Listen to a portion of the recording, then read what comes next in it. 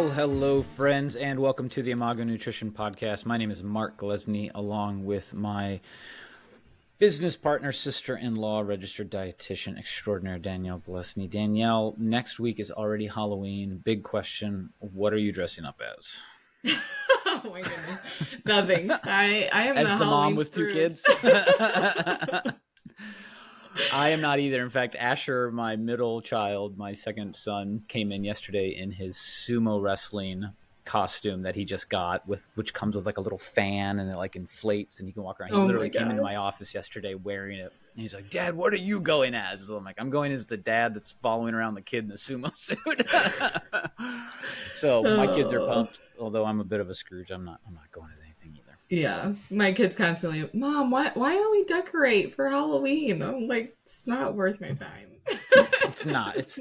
It's really not. We do a little bit of it, but it's like, let's just get to Thanksgiving and Christmas. Like, we love Halloween. We go out. We're not like those, anti-Halloweeners by any means. We have so much fun in our neighborhood doing Halloween and walking up and down the street and hanging out with neighbors and stuff. But as a whole decorating season, that's a little too much. So, Yeah. well, we jumped right into it. This is the Imago Nutrition Podcast, where we answer your questions and give you practical nutrition strategies to help you and your family flourish. And I'm excited.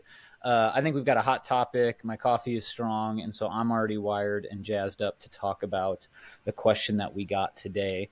And so if you are on social media, if you're on TikTok, if you're on Instagram, if you're watching Reels, if you're anywhere near the nutrition space and some of the trendy conversations, you have likely heard a bit about the rise of the carnivore diet and may be curious about its claims because some of the talking heads are so fervent and so believe in this carnivore / animal-based nutrition program that they are touting. And we are going to tackle that today, which I've been looking forward to. In fact, I think I hinted at this a couple of weeks ago when the question came in from our website that I was excited about talking about a diet. And so that is today's episode. If you have a question, by the way, you can send those to us. We love receiving those from you. That is why we do this podcast, is primarily to hear from real people, give them real evidence-based approaches and practical strategies for free. That's really what the podcast is all about. So you can send us your question by going to our website, imago nutrition.com/podcast. Head over there. There's a little form. You can just shoot us your burning nutrition question, whether that's about weight loss, muscle gain, diets, family nutrition, picky eating, any of that. We would love to help tackle some of these topics on the podcast. So just head over to imagonutrition.com/podcast and you can send us your question. And speaking of questions, this is a great one. And so thank you to Eli in Tennessee for reaching out. I'm going to read his question, Danielle, and I think we're going to have a good time walking through this because I think it's a very fascinating question. We've both done some fascinating, I think, research, if you're kind of nerds like us, and dug into the literature or the lack thereof on this topic. And so we'll talk a little bit about that. But Eli in Tennessee asks, I know you don't support diets. I am curious about this one because I have heard a lot about this one and feel there could be positive overall health effects, not weight loss. Okay, so his question is not necessarily, does this help people lose weight, but are there more optimal health outcomes from this diet? And then the second part of his question, is there scientific backing for Paul Saladino's diet? And we'll talk about who he is and what his diet is. I am especially curious about how he talks about vegetables having defense chemicals in them that make them bad for us. Is there validity to that? And then he says, thanks, guys. Keep up the great work. Thank you, Eli. We are having a blast, I think, with this podcast. And so it's because we get great questions like this that we're able to do this. So let me restate. Is there scientific backing to Paul Saladino's diet? I'm especially curious about how he talks about vegetables having defense chemicals in them that make them bad for us. I think that's really kind of the two hinge pieces. Paul, his diet, what is that? What are the considerations around that? And then with these vegetable, we'll talk about why he's got a particular viewpoint on vegetables having these defense chemicals. So I think those are kind of the two big pieces that we're going to hinge on. And so, Danielle, I'm just curious because I love social media. I'm on all social media. I'm a digital marketer by trade. So I have my professional career began in 2003. That was the year MySpace launched. That was the year LinkedIn launched. And I've been in digital marketing. So I have been on all the platforms. I am on all the platforms a lot throughout the day as part of my job. You have taken a different approach in your life, which is maybe why you're not as crazy as me. But I am curious. So I have seen the rise of the carnivore diet in recent years. From your perspective, perhaps, and I mean this in the best sense, being a little bit more detached from the social media stuff, have you come across this much? Are you getting these questions? Have you gotten these questions in the last 12, 13, 14 years as you've been an RD? What's your familiarity with this in terms of the carnivore diet? Yeah, I have not. I have not known about this rise. And I think clients bring me questions and then I get the opportunity to research it after the fact, unfortunately, because I am, like you said, detached from what's out there as far as the social media and yeah. So it was really fun today to be able to look into some of these things that I hadn't had a chance to look into before. Yeah, cool. And I think this is really, look, I'm pro social media. But I think this is one of the things that has really gotten whipped up, and it's sort of, social media is really just gas on existing fires. That's what I believe it is. So this fire was there. Social media just allowed people to throw gas on it in a different way. And I'll also talk a little bit about why I think we're seeing a rise in it recently. But let's talk about Paul Saladino. So for some people, most people perhaps, unless you're on TikTok, like I said, this is the first time you've heard of this name. You're like, why on earth is Paul Saladino a question? So Paul Saladino, aka his handle or his name on TikTok, is Carnivore MD. Okay, so that starts to show you his slant and his perspective on this. So who is Paul Saladino? Look, I'm going to say this at the outset. I think he's a smart guy. I think he's a sharp guy. I think he's a fun guy. I think he lives in Costa Rica, if not full time, most part of the time. He's a surfer. He likes getting out in the waves. He likes getting out in the sun. He likes training. I think he's a dude that I could hang out with. Like, honestly, I think we would have a good time. Okay, but so let's talk a little bit about who he is, and then kind of why this question is from Eli is about Paul Saladino's diet. Okay. And so number one, Paul Saladino is an MD. He is board certified in psychiatry. Okay. So that's neither here nor there. That's just the raw reality. Okay. So if you hear MD and you think, oh my gosh, this is the guy I go to when my kids are sick, it's not necessarily that MD. Okay, it is a board certified psychiatrist. Okay, he is, however, author of multiple books and cookbooks. So he has really moved into the nutrition space very diligently. I don't know if he still practices psychiatry or in that capacity. Again, I don't know the difference between when he's in the U.S. or Costa Rica or what he's doing. But he has moved into this personality space, this author space on the nutrition side of things. And so he's got several books out there. And he's also the founder of a supplement company. Now, that is not insignificant, okay? Just like we do with research, we want to take a look at possible bias or conflicts of interest. You need to know that if you own a supplement company that puts out supplements, chances are that's going to be a part of your perspective. That's going to be a part of your bias because that is quite literally, seemingly from the outside, that's the vast majority of his income.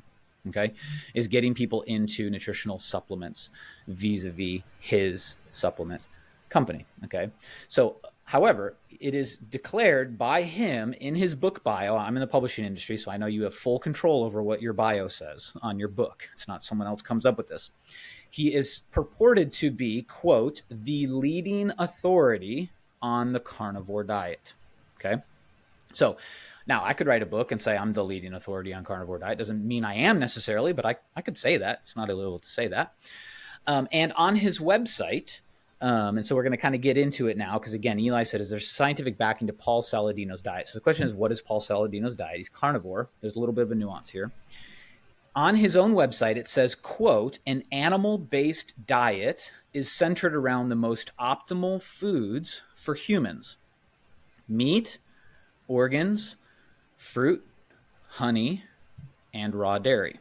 Okay. So real quick, carnivore diet, you might be like, wait a minute, fruit? That's a bit of a nuance here. So when he talks about animal-based, he's not talking about a traditional carnivore diet. So traditionally, a carnivore diet would eliminate all foods except animal products. Okay, so it would include meat, poultry, right, which is birds, right, eggs, fish, dairy, even honey. It's an animal byproduct. Okay, that's a traditional carnivore diet, and it traditionally excludes fruits, veggies, grains, nuts, and seeds. Now, if you know our perspective on the 4 pillars of nutrition, I've pretty much just listed all 4. But you see how the carnivore diet breaks that into half. So we purport that optimal nutrition sounds like 4 pillars: lean meat, seafood, and dairy, fruits and veggies, whole grains, nuts, and seeds. Carnivore diet says yes to number 1, no to the other 3. Okay. So we're still kind of talking about the same foods. However, we're talking about very strict elimination style, slash and burn fruits, veggies, grains, nuts, and seeds. Okay. However, as I mentioned, Paul includes some fruit. That's why he considers himself animal-based. His name is carnivore, but he's not truly a traditional carnivore diet. He is animal-based. To his credit, that's what based means, right? And this is a bit of an issue I have about the plant-based crowd, right? They say, well, plant-based. Well, do you mean plant-based or do you mean vegan? Because those are not the same thing. Plant-based means predominantly plants, but has room for animals. So with the credit to Paul is that, and the animal-based crowd, is that if you are including some fruits, you are animal-based. You're not animal-only. Okay, as would be a true carnivore diet. All right. So lots of claims, of course, around this. Weight loss is one. Blood sugar regulation, even mood issues, cognitive issues, other health conditions, reduction in, whole host of negative health outcomes are being purported to be associated with the carnivore diet or the animal-based diet. And this is a fun one, Danielle, so I want to get you involved in this. So I also lifted this quote from Paul, because again, I'm not here to speak for Paul, just pulling quotes from his books, from his bio, from his own website. Okay, so you can go look these up. Paul's website says this, and I want to get our registered dietitian extraordinaire in on this.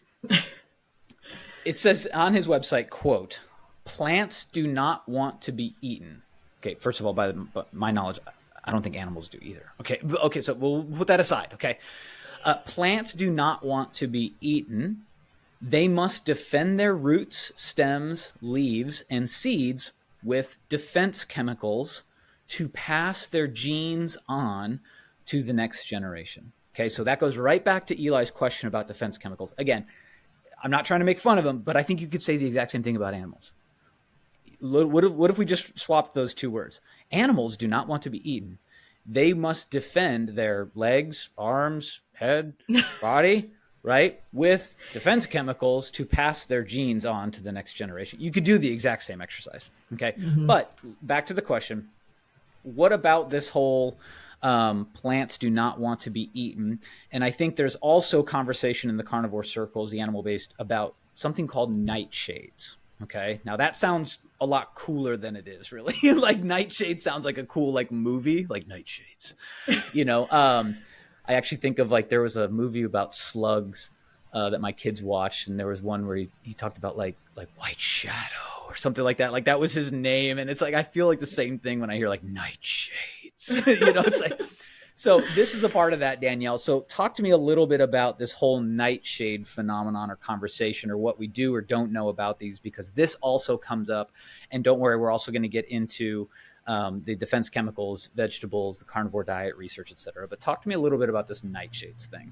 Okay, so starting with the nightshades, I went to a, research-based website, PubMed, and looked for the random control. We just went through an episode of, how to look at your research.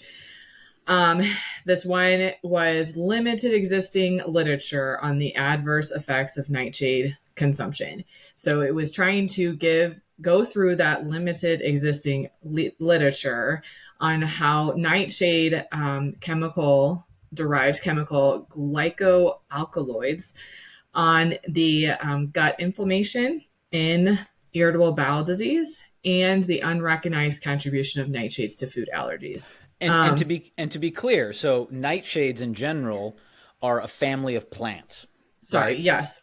So Yes. yeah, so it's so that yeah, we'll take that and extrapolate out from that. So and correct me if I'm wrong. So it's a family of plants that includes things like tomatoes, eggplants, even potatoes, peppers, but then a lot of other things that people may not know.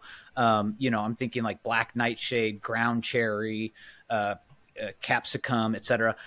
And part of this is that tobacco is also technically a I was going nightshade to as say, I well. saw that too. So I don't want to take that over for you, but that's where I think people start to get wonky about that. Like, oh my gosh, like it's in the family with tobacco. It's just like, oh my gosh, that's got to be a bad family then, right? So so again, that's what we're kind of talking about when we talk about nightshades. Yeah. Thinking about that is like, I think about like mushroom farmers. Like, if you don't know your mushrooms, like you can be getting a poisonous mushroom, right? Sure. Like there's Mm-hmm. foods out there that are not supposed to be eaten. They are Correct. poisonous to us. Yep. So this is not necessarily what we're talking about with that, but that did come to mind, when I saw that tobacco was part of the nightshade And I want to family. say this too, because I think there are parallels between vegan argumentation and now carnivore argumentation. I see parallels, not to put down either side, but as we're going to talk about, I think the truth is in the middle. So keep in mind that's an often people talk about that. Like, so when we talk about, hey, you want lean cuts of meat, people would be like, well, why don't you just eat all meat? I'm like, well, you don't eat all plants. Right? Like there's categories within these major categories. So you don't eat all parts of all animals for various reasons, or it's just not healthy long term. Like, again, like fattier cuts of beef is one example, right? We know the saturated fat intake has detrimental health outcomes. So people are like, oh, see, that's proof meat shouldn't be eaten. I'm like, well, that's not the case, because here's a poisonous mushroom. Why don't you eat that? Well, it's poisonous. But that doesn't render all plant foods poisonous or inconsequential, right? So Yeah. again, this is very Western in mindset, where we try to discredit kind of everything. We throw out these blanket statements, and that has a lot to do with this whole nightshade thing. Yeah. So, I mean, unfortunately, I can't give you a lot of information because the research is limited. I did find one randomized control trial on, how the claim again was the nightshades cause gut inflammation in that previous one that was reviewing limited research, and so this randomized control trial talked about how they gave two different diets. And which one was more beneficial. So one of the diets was a low fat, high fiber diet, and the other diet was they referred to it as the American Standard Diet, whatever that is, but it's higher Oof. qualities of fruits and vegetables and fiber, and it just showed that the high fiber, low fat diet, which would not be the animal-based or carnivore diet, actually decreased, inflammation markers and reduced the intestinal dysbiosis. I can never say that word. Mm-hmm. So basically, that randomized control trial just kind of refuted everything that limited existing research article was talking about as far as nightshade vegetables causing inflammation. Fascinating. And that's kind of a point in and of itself, is that there is limited research on some of these things, which some people might say, see, we don't know. And it's like, yeah, we also don't know enough to make the claims that a lot of folks in the carnivore circles are making either, right? So there is existing research about some things, and there's emerging research on others. So we have to reconcile that. And as evidence-based practitioners, that's what we're doing. But to your point, there's also not the damning evidence out there that seems to be being purported against, some of these plant compounds. Well, I'm excited when we go to those defense chemicals, so that I'll let you continue. And cool. Well, and that's a little bit more information there. So. Yeah, so let's get into the research, and I want to kind of set a backdrop too. I don't know if this is the appropriate place in the outline, but I'm kind of fascinated by Newton's third law, of course, which says that every action or force in nature, there's an equal and opposite reaction, right? And so I believe part of the rise of carnivorism is a response to perhaps the last decade, 2 decades, 3 decades of rise of, pretty rigid veganism. I would almost call it kind of militant veganism. Again, that's not a disparaging description. It's just the rise of sort of the ideological side of veganism. And no surprise, Americans love the extremes. And so if you're sort of, I'm not vegan, what's the opposite of vegan? Carnivore, right? And so there's this desire to do the pendulum swing from side to side. And so I think part of the rise of kind of this militant carnivorism or animal-based is a response to the rise of militant veganism or plant-based. I think it's not probably unlikely that in the next decade we see carnivore cafes, we see animal-based, boutique restaurants, right? Like I think it's going to rise the same way that plant-based, all plant or plant-only restaurants and menu items, et cetera, have come up. I would not put it past American society to have some folks executing on the ability to put together a carnivore restaurant, and have that just down the street from the vegan restaurant as an alternative, because we love the extremes. But as you and I talk about so often, I have found that most things in life, truth is found in the middle of the extremes.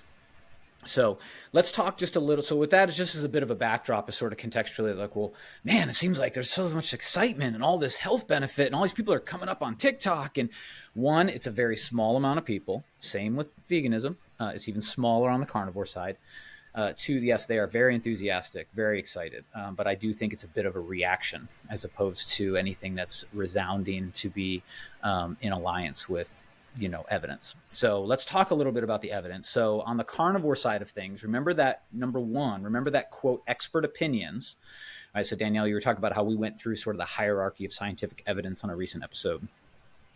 Keep in mind that Paul Saladino and other folks like him, whether that was like the Liver King or some of these other online personalities, even if you consider them an expert in this, and that's okay if you do, if you consider Paul Saladino, the psychiatrist, an expert in nutrition, I want you to remember that his opinion is still among the lowest form of scientific evidence established or used to establish good practice.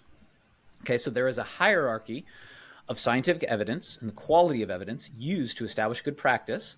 Among the very bottom rung are expert opinions, mine included, by the way.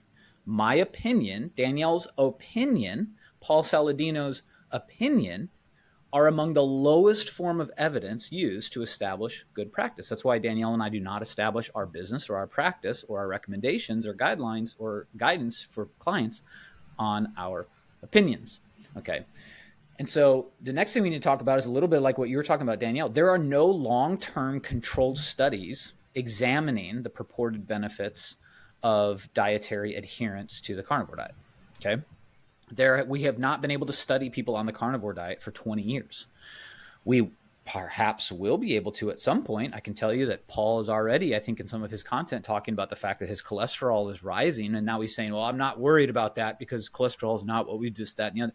So I think a couple of years into this shtick, he's already starting to deal with some of the outcomes that are going to be snowballing, I believe, per the evidence down the road. But at this time, we don't have 20 years of evidence of someone adhering to the carnivore diet for 20 years and then having their blood lipid panels and their cholesterol and all their health outcomes tested 20 years ago and then being able to test it again today and then be able to compare and contrast. Okay. So you just need to know it. That's just a raw reality of research. Okay. It's a relatively new diet. It's a trend right now. The only evidence that we really have, and I saw this in my research, I saw this on multiple occasions. I even saw someone, and I'm sorry I didn't write down the details. She appeared in the video to be testifying in front of some government body. It might have been in Canada, it might have been in the UK, it might have been some parliament, but she was talking about a study in Harvard that they did that talked about people on the carnivore diet had 90%, like 90% of them were without health issues, this, that, and the other.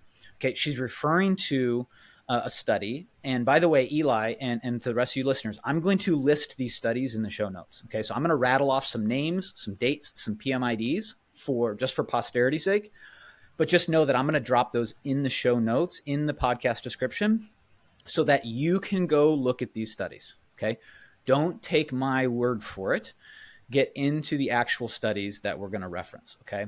So when people are talking about, well, there was this study that Harvard talked about and put out, and look at what the carnivore diet. Okay. That was Belinda Lenners et al. 2021. Okay. The PMID is 34934897. And go read through that. It's not hard to read. Why? Because it was a social media survey. Okay. Danielle and I could do that right now from our Facebook. Okay. We could do a social media survey. And by the way, they qualified this by saying they only wanted people that had been on the carnivore diet for more than 6 months. Okay. So what that introduces in research terms is known as selection bias. Okay. So think about this. Let's say you go on the carnivore diet and 2 months in, you start having issues. Or let's say your doctor puts you on it, or you're in concert with your doctor and you started to see cholesterol started to go up. You started to see different health outcomes. So you stop doing carnivore diet. You're not able to be a part of the study. Why? Because you didn't adhere to it for 6 months. And the people that would adhere to it for 6 months or more are likely having positive health outcomes. Why? Or else they wouldn't still be on it. Okay. So all that's to say, this social media survey is people self-reporting that they feel better and that they have fewer health issues. Self-reporting. Was anyone cross-checking their self-reports? No.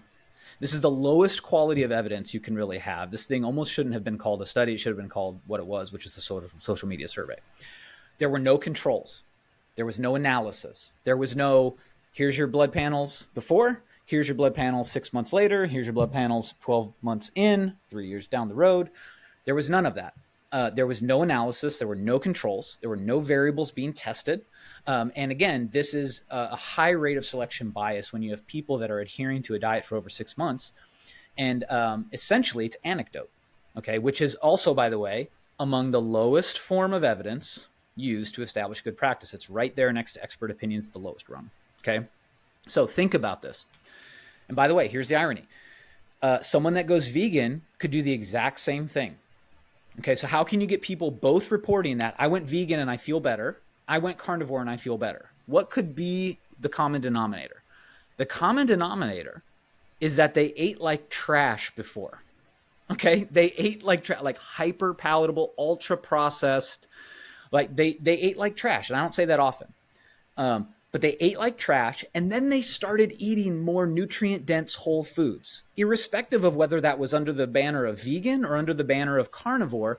They moved from trashy, typical American, high saturated fat, like high added sugar, high trans fats, high processed food. And then they started eating more nutrient dense foods and like, well, I feel better. We're like, well, no kidding. Of course you're going to feel better. Now, that doesn't mean it's optimal long term, but congrats, number one, on starting to select more nutrient dense foods. That is a positive when people switch to this carnivore diet, is that they start eating more fish, meat, poultry, eggs, right? Honey, dairy. Great. Those are awesome things, right? And then when people go vegan, same thing. They start eating fruits, veggies, whole grains, nuts, and seeds. And they're removing what? Burger Kings and cakes and candies in excess. Not that you can't have those things, right? So all that's to say, the carnivore research hinges a lot on this 2021 social media survey where people started feeling better and were adhering to the diet. But that is not quality evidence. It's honestly, I would liken it to anecdote. If the social media survey that had no controls, no quality assessment, no reporting mechanisms, no control, it's anecdote. Okay. So with that, any thoughts on that, Danielle? That was kind of my summation of some of the carnivore research and kind of how this social media study has been woven into the narrative a bit. But again, like we want people to eat more nutrient dense foods, right? What we're talking about is the exclusion of entire categories of food because people are being trained to fear plants or fear animals. Mm-hmm. Yeah, I just, I think you said it earlier with the plant-based. I feel like that right there, you're making room for some animal products. I just picture that Mediterranean diet pyramid, you know, where you have the nuts and seeds and whole grains and fruits and veggies at the bottom. So that's taking up the majority of your diet and how much evidence we have on that. So we have so much evidence on all the benefits of, you know, fruits and veggies and whole grains, nuts and seeds. So, yeah. And that's a great hinge because I want a hinge point because I want to go into some of the just a specific kind of style of claim that Paul Saladino makes. But on that, this is not in my notes, it's not in my outline, but I remember going through his content. I left this off, but you touching on that makes me want to bring it back in. There was even one video where he went to Greece and he was talking about, hey, I'm here in Greece. I'm trying to check out this whole Mediterranean diet thing, right? And he's like standing by the water. He's got his shirt off, of course, you know, because this is a guy that just walks through grocery stores with his shirt off, like pulling things off the product and talking about how bad they are. And so he's out in the sun in the Mediterranean. And he goes, I came here to kind of check out the whole Mediterranean thing. And you know what I'm seeing? I'm seeing a lot of red meat. I'm seeing some olives, definitely no seed oils, you know, and yeah, some fruits and veggies here and there. And I'm like, it's proof that you can't even see the world for what it is when you're coming from such a biased perspective. Let's be honest. The Greeks are Greece and the Mediterranean style way of eating is predicated on massive amounts of fruits and veggies. And so if you understand the Mediterranean diet, all the research associated with it, the historicity, because you do have to look at the Mediterranean diet from time period to time period because it has evolved as well. We are not talking about a culture that eats a little bit of fruits and veggies and predominantly pounds red meat. Red meat is at the top of the Mediterranean pyramid, which means it's the smallest component of the diet. And so all that's to say, those are some of the things that are being claimed by Paul Saladino. Again, dude, I would love to go surfing with, hang out with, have a good time with, train with. But I think we can start to see why, if your income is based off selling organ supplements, you have to just see the world through this lens. All right. And so in general, let's talk about a tactic that is used as you comb through his content. And hopefully this will help you see some of his videos through a more appropriate or sober lens. What Paul and other folks often do on both sides of this extreme equation is they take an isolated compound in a food and create a false conclusion based on it.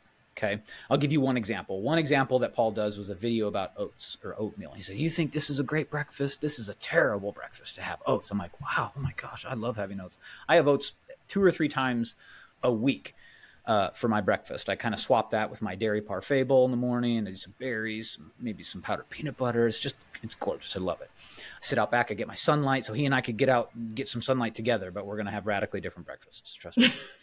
And so in this video, he talks about like oats have phytic acid. And it's like, oh my gosh, that sounds bad. Acid is bad. I've seen movies where people burn alive in acid. This must be bad. I can't believe they have that.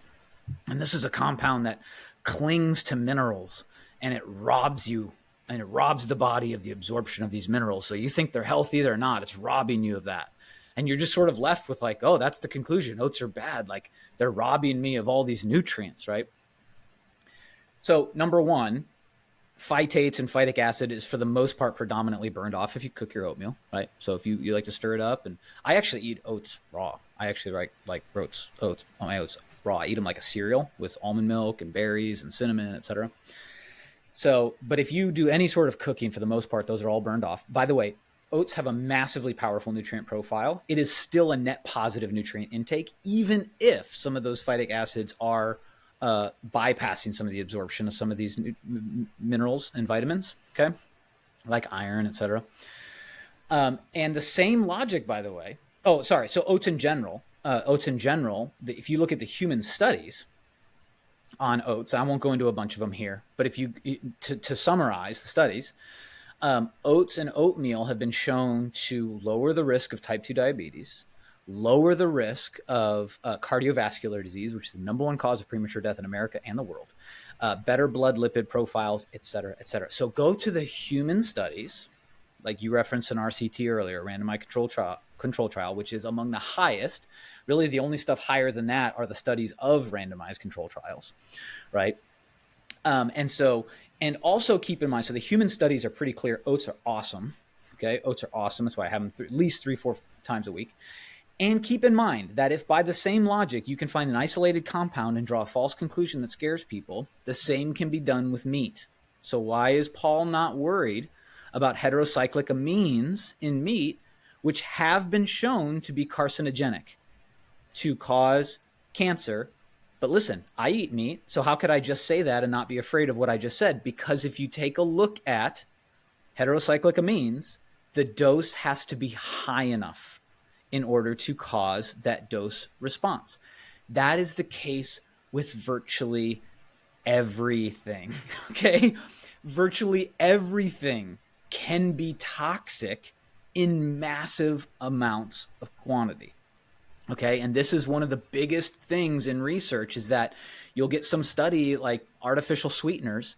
They'll inject some rat with 1,000 times the amount that is in the Coke can that you're drinking, or Diet Coke, and say, see, artificial sweeteners caused cancer. But you'd have to drink 80 cans of Diet Coke a day over the course of years to establish that dose response. So all that's to say, the exact same thing takes place in this conversation. You go in and you find this plant compound, and then you extrapolate from that. See, it binds and it robs you of nutrient absorption. But we're still talking about a net positive, right? Or you're focusing on this compound that found in this study that in massive amounts in animals, let alone animals, there was a negative response. But that's not what we're talking about. That's not how we view nutrition as a whole. Okay, so those are just some of the kind of the claims, and not necessarily the claims, though we've talked about too, but that's sort of how some of these claims are being made by the likes of Paul Saladino and other folks in this space. And again, I'm saying this happens on both sides. This happens on the far extremes of the plant-based crowd. It happens on the far extremes of the animal-based crowds. They are taking these things and they are extrapolating them out and drawing false conclusions that are not contextualized. Okay. So Danielle, having heard that, again, I know I'm kind of introducing Paul. This episode is kind of introducing Paul Saladino to you. What are your thoughts on sort of those tactics about which, he uses to come to these conclusions? Yeah, I agree. I can think of some anecdotal things for me too. I mean, it's hard to imagine that, they would claim that it has heart benefit to eating all this meat. I mean, I have so much high cholesterol in my family that I can't imagine. If I just started eating a ton of meat, my cholesterol would go up. That's it's hard to me to think about it differently. But I mean, I just have it was really fun to look into this, these plant compounds, and I would probably add a couple of things that you can put in the show notes for these, chemicals plants produce to defend off attackers that they're claiming are not good for us to eat. Do we want to go there? Yeah, let me touch on that real quick, because you mentioned, cholesterol. And so there's two studies that I'll put in the show notes on this. And so one, the carnivore diet has not been around for very long. Okay.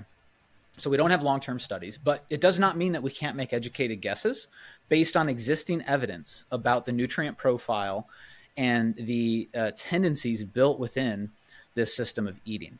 Okay, so I would point to two independent risk factors, right, that I see as just glaring red flags if you're looking for research that's not necessarily specifically about carnivore diet, but the carnivore diet lends itself to a style of eating that you have to reconcile that with other research, if that makes sense. So number one, which you were hinting at, is the saturated fat intake. Okay. And so excessive saturated fat and also sodium, because sodium is a preservative. And so unless you're butchering and eating your meat that day, you've got additional sodium in those products, right? Which is virtually everyone. So excessive saturated fat and sodium intake from excessive meat intake. We're not talking about no meat intake. We're talking about reasonable meat intake, right? So that's the key, is excessive meat intake. Those two things alone, let alone other issues, are independent risk factors for cardiovascular disease. And again, people shrug off cardiovascular disease. Guys, it's the number one cause of premature death. It beats cancer, okay? Cardiovascular disease. The number one cause of premature death in America, the number one cause of premature death around the world, okay? And in these meta-analyses that I'm going to reference, it's over 50 studies by, again, meta-analysis, highest form of evidence used to establish good practice. Highest. It is not even a study. It is a study of studies. Okay. So this meta-analysis of over 50 studies, Lee Hooper et al. 2020, PMID 32827219, and Yingji Wang et al. 2020, PMID 32992705. Take a look at these meta-analyses. They show you the first one, saturated fat, second one, sodium, that these are independent risk factors for cardiovascular disease. That in and of itself should cause you great pause, should give you great pause about someone saying, just eat a lot more meat. And I, by the way, love meat. I love it. I celebrate with it, just like they do in the Mediterranean diet. My wife and I go for anniversary dinners. Guess what we have? Steak. Do we have steak every week? No. Okay. That's okay. That's normal. Okay. That is in concert with the best research. But yes, what you're touching on.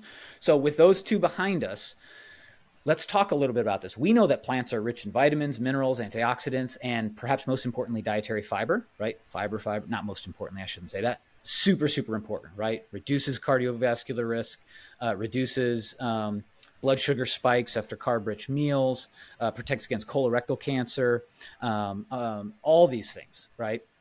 It's incredible. Fiber is incredible. I'm preaching to the choir on that. But what about these defense chemicals that we've mentioned? Eli had it in his question. We've kind of touched on it a little bit. We've talked about nightshades. But Danielle, talk a little bit about this, because this is, if you survey Paul's, it's right there on his website. These are highly defended, right? They're defending themselves. And you hear this in his videos constantly.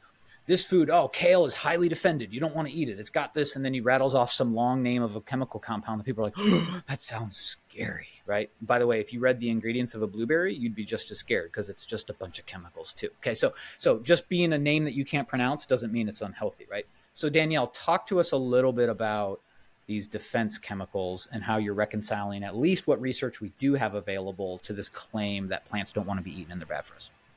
Okay. So it is true. There are, certain substances that plants put off to prevent being eaten by insects. Okay. And they're actually not designed to kill the insect. They're just designed to say, insect, go away, stop eating me. And so they have this, basically they attach sugar molecules to the compound. And so it breaks apart, and then the insect's no longer interested and goes on his way. So that's kind of the how, I guess. But I got probably 1, 2, 3, 4 studies that I looked at. And I think that my favorite one really came from this neuroscientist who, it's a very long one. I didn't even get through the whole thing, but probably half of it. It was how he talked about how we credit fruits and veggies with all their antioxidants and, like you said, fiber. And of course, we have abundant research on how all those are good for you. But he was talking about how the specific in your healthy brains, why is it antioxidants, or is it something else that's giving us healthy brains? So his research was really, about, Alzheimer's and brain health. And so he talks about, I just kind of want to read this because I don't want to get anything wrong, but these bitter tasting chemicals made by plants act as natural pesticides. When we eat the plant-based foods, we consume low levels of this toxic chemical, which mildly stresses cells in the body in much the same way that exercise or going without food, fasting for long periods of time. So the cells do not die. In fact, they get stronger. So whatever doesn't kill you makes you stronger. So they get stronger because their response to stress shores up their ability to adapt to more stress. The process is called hormesis. I don't know if you say that right.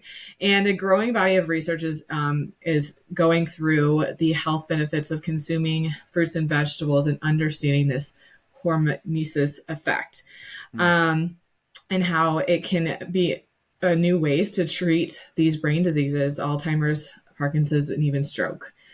So then he talks when we keep going through this article, it talks about how fasting was good for brain. And so what is clear about that? Why is fasting good for the brain? So the neurons responding to the food deprivation by mobilizing molecular defenses against free radicals and the accumulation of beta amyloid. The defense entailed producing proteins known as neurotrophic factors such as BDNF that are critical for neuron survival, as well as these proteins that bolster efficient use of energy and prevent accumulation of damaged molecules. So he also talks about how, again, we already mentioned it, the dose makes an impact. So having, all this research of eating fruits and veggies, we're not giving humans just an enormous amount. Like, that would be so uncomfortable and not even really possible probably to do those studies of overloading someone with carrots or something or even overloading them with all the vegetables at one time. You know what I mean? That I don't even know if you could possibly do that study, because the fiber is good for us, but not like in excessive amounts. So he talks about how there's a benefit, the benefit is kind of like a U shape. So, on a graph. One specific example that I learned a long time ago is Brazil nuts. They have selenium, a mineral that is helpful to protect against heart disease and cancer. But if you eat too many Brazil nuts, they can poison the liver and lungs. Okay, so again, we're not saying go eat a ton of Brazil nuts. That's not safe, right? So I don't know. So that's, I guess, I really enjoyed how he explained in this article very clearly. So it's not like a boring research article. So I feel like that one we should definitely add to the show notes to get a good understanding of these defense, not to be scary. They don't even kill insects and we're much larger than insects. So no need to be afraid of our salad. Okay. I mean, there's nothing less manly than someone being afraid of a salad. Yeah. So, and that's fascinating. And what's, just so that people, when they're scrolling through the notes, what was the title of that article? I mean, we'll have it linked in the notes. I have the PMC 5841445. Awesome. Yeah, we'll include that. So if people want to go take a look at that, like you said, some of these are written in a way that they're very digestible, no pun intended, right? You can read through these. We love those studies. There are some studies that are super dense, and you got to get through all the parentheses and the greater than, less than signs and all that sort of stuff. And yes, but this one is written in a way that's far more conducive to just a read. So, and speaking of studies too, if I could key off that, I've got two that I'd love to add to the mix on this one. And so number one is by the researcher's name is Dagfin, which I think is the dopest name I've ever heard. Dagfin, and I don't know how to pronounce the last name. It's Aune, Ayun, et al. 2017. Okay, PMID 28338764. It's a systematic review and dose response meta-analysis of prospective studies, and it says, quote. So again, meta-analysis. Highest form of evidence used to establish good practice. It is a study of studies. So this is a systematic review, dose response, meta-analysis of prospective studies. So this is super nerdy. It comes down to this, quote, fruit and vegetable intakes were associated with reduced risk of cardiovascular disease, cancer, and all-cause mortality. These results support public health recommendation to increase fruit and vegetable intake for the prevention of cardiovascular disease, cancer, and premature mortality. I love that because it's just so clearly stated. Okay. Again, that's linked in the show notes. And I got another one for you via Wang et al. 2021. Okay. PMID 33641343. This is a meta-analysis, highest form of evidence used to establish good practice of 26 cohort studies. Point blank. It said, quote, higher intakes of fruit and vegetables are associated with lower mortality. So what does all this mean? How do we conclude this? To Eli, thanks again for the question. To everyone else listening to this that is encountering these carnivore conversations, here's the question that I want you to ask yourself as we end. Okay? Here's the closing question. If plants are highly defended and ultimately bad for us, Why does the totality of the highest quality evidence we have show that people who eat more fruits and vegetables live longer, healthier lives? That's the question. If in fact it's true that they're highly defended, bad for us, why does the totality of the highest quality evidence show that people who eat more of them live longer, happier lives? That's the question I pose to you. That's the lens through which I want you to hear those conversations, hear those claims, and think about the totality of the evidence pointing in one direction while people are saying, no, go this direction, perhaps because they have a supplement they're trying to sell you. Okay, so maybe that was a cheap shot at the very end, but any closing thoughts, Danielle? I think that's a great question to think about. Yeah. Awesome. Very cool. Well, if this has been helpful, again, Eli, thank you so much for the question. Super fun conversation, I believe. If this has been helpful, would love for you to subscribe to the podcast, and so you can be notified of upcoming episodes. Drop us a review. Let us know whether it's this episode, any other episode of the podcast in general. Would love to hear your thoughts about how we're doing. And if you've got a friend that's got these questions, or they're having conversations about carnivore, et cetera, plant-based, animal-based, et cetera, would love for you to share this episode with them. It is our desire that we help as many people as possible for free. That is why we do this. And so if you'd like to follow us on social media, you can follow us at Imago Nutrition, IMAGO Nutrition. It's across all your major social media platforms. And as always, we'd like to thank Happy Pill the band for our theme song, Think About Food. We'll talk to you next time.